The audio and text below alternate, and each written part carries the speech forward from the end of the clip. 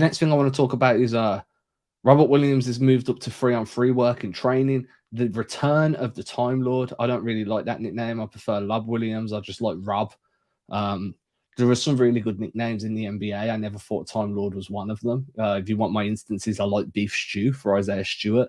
I like Grand Theft Eldorado for Jose Alvarado. Because they're funny, right? Time Lord is just like whatever. But that return's coming close. So now we're about to start discussing, well, when he returns, how does that affect the rotation? How does that affect the offense? How does it affect the defense? Personally, I don't think the offense changes much. Rob's passing should allow him to play that 5-out system that we've seen the Celtics employ almost exclusively on offense, where there's no big man in the paint, everybody's around the perimeter. And then what you'll probably do is put him in the delay actions, which is where he's literally at the very top, they call it above the break, right at the apex of the perimeter. You put Rob there, you feed him the ball. You can play touch actions, it's where you just kick him the ball and then go get that quick handoff. Or you can ask him to, like, you know, be a playmaker out of there, put him in the short roll, ask him to play out of there.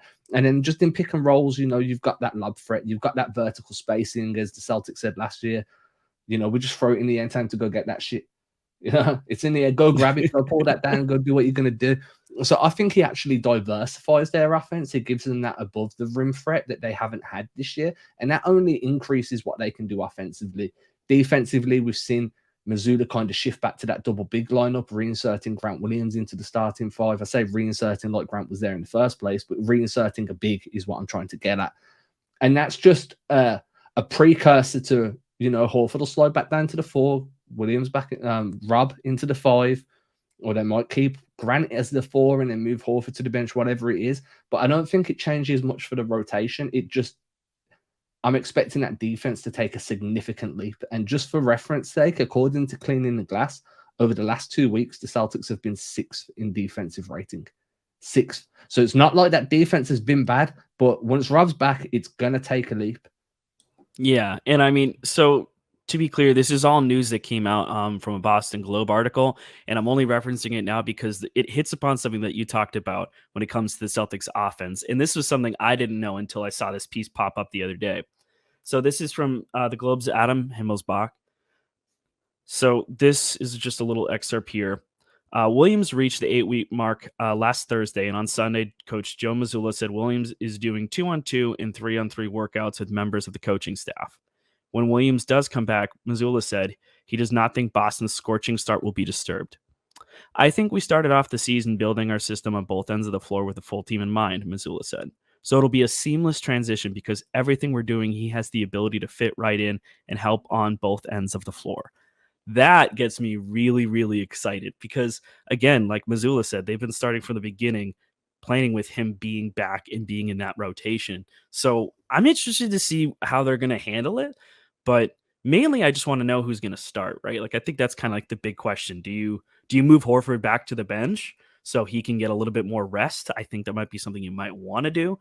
The idea of Horford going against second units also kind of gets me excited because I think there could be some opportunities to exploit some of these lesser teams or teams with not as much depth at the 4 or 5, because that's a really big matchup, especially with the way that he's been shooting threes lately.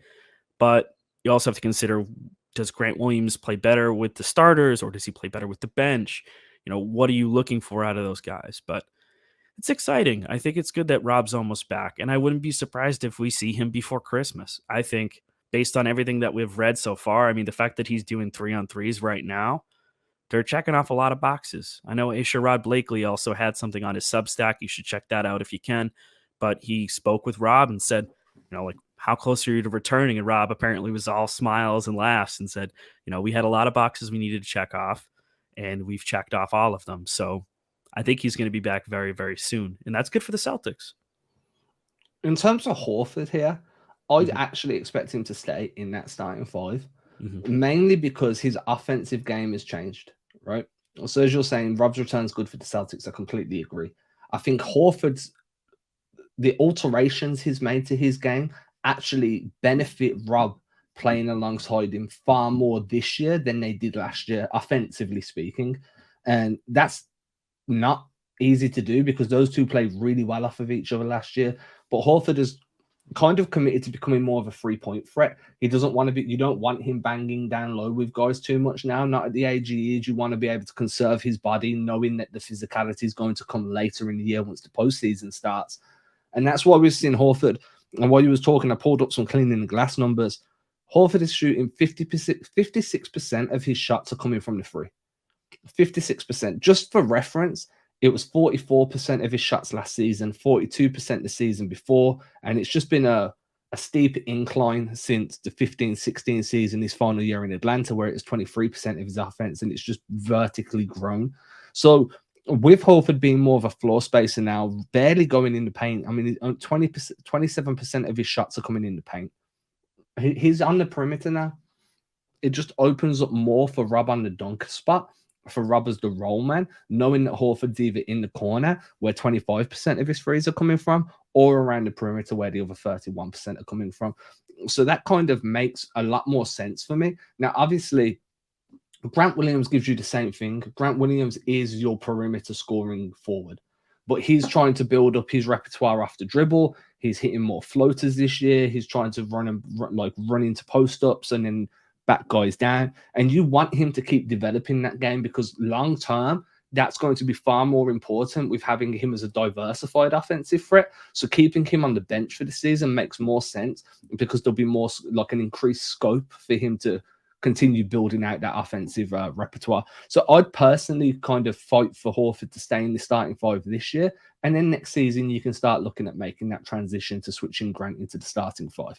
But Horford's developments, along with what Rob's going to bring, hopefully, it's hard to expect Rob to have improved any areas of his game because he's been rehabbing, right? But I'd like to see him kind of really lean into that mid-range shot. If anybody listened to me over on a Celtics pod for Celtics blog for the last 2 years, you'll know that I've been huge on Rob taking those middies long before it became a popular discussion. I just want to put that out there. Long before. but that short roll in that mid-range game, and I've got the receipts too. I can find you the episodes, but you can do your own research. I don't really want to have to do that for you. But I think that having Rob as your roll guy, your short roll guy, your pull-up mid-range guy, and then Horford as your kick-out dude, that's the perfect tandem. That's why so many teams want stretch fours, and Horford is slowly altering his game to be the perfect version of a stretch four. Yeah, and I think what he's doing for the spacing has been insane. And he's shooting not even just like a high volume of threes, but he's shooting them well. Like he's hitting a lot of them. So the fact is, he's able to give you a lot of spacing. And Grant gives you that too. But I think overall, the pairing of Horford and Rob is really, really good, especially when it comes down to how they defend. And I think that's the big thing, because Rob's going to slide back, hopefully, into like that roamer role where he just absolutely dominated for the Celtics. I'm mainly excited to see what he's going to do for them on the offensive boards, because I think that's a spot where they could always improve on. I don't think there's such thing as too much rebounding, especially for this team. But I mean, Rob used to get like those kind of like tip passes and stuff like that, where you'd have a ball, he just whack it right out over to the perimeter. And if he's going to be the one attacking the offensive glass, and then you've got Al Horford waiting on the perimeter, you've got so much more room to operate. And I'm interested to see how it affects the offense, because I think obviously Horford's been their best big man so far, right? And then you're adding Rob to that situation. So having your two best big men on the floor at the same time, based on the tandem that they had last year and the chemistry of that overall group, I'm really interested to see what they can do defensively together. And I mean, like you said, over the past week or so, they've been sixth best defense. Like they're starting to figure things out. And I think adding in Rob can only help that. There might be a little bit of a learning curve, but I think Joe Mazzulla's comments in this article from Himmelsbach really, really reiterate the idea that they've been planning to have Rob here. They've been scheming for it. So that gives me a little bit of hope and optimism about how that's going to go for that transition. But I think the big thing is, if Rob couldn't get physically better, because he's obviously in the healing process, surgery and all that stuff, I'm hoping that he's just been watching a lot of film and figuring out like little nuances to his game of like, hey, I need to be able to read this situation better, or hey, maybe I shouldn't get as airborne, because we've seen him make these gradual tweaks to his game over the past 2 years specifically. And I'm interested to see if he's been doing a lot of film work. And I think that's the thing. They've been keeping him around. He's been around the team. Now he's starting to practice in rehab and all that stuff. but I want to see what he's done for film work because I think there's a really great opportunity for him to further improve his already awesome game. I don't know how much more I can add there, so I'm going to add an anecdote that's going to fall on deaf ears for anyone under the age of 30. Okay, so I'm going to call Rob for today's episode Rob LL Cool J Williams because he's in the house. Did you ever watch LL Cool J's In the House? No, but I know what you're referencing. Yeah, so Rob LL Cool J Williams. I'm going to end that discussion there because you've said it all, right? Like, he is going to improve them. He is going to be able to improve the rebounding with the volleyball type rebounds that I like.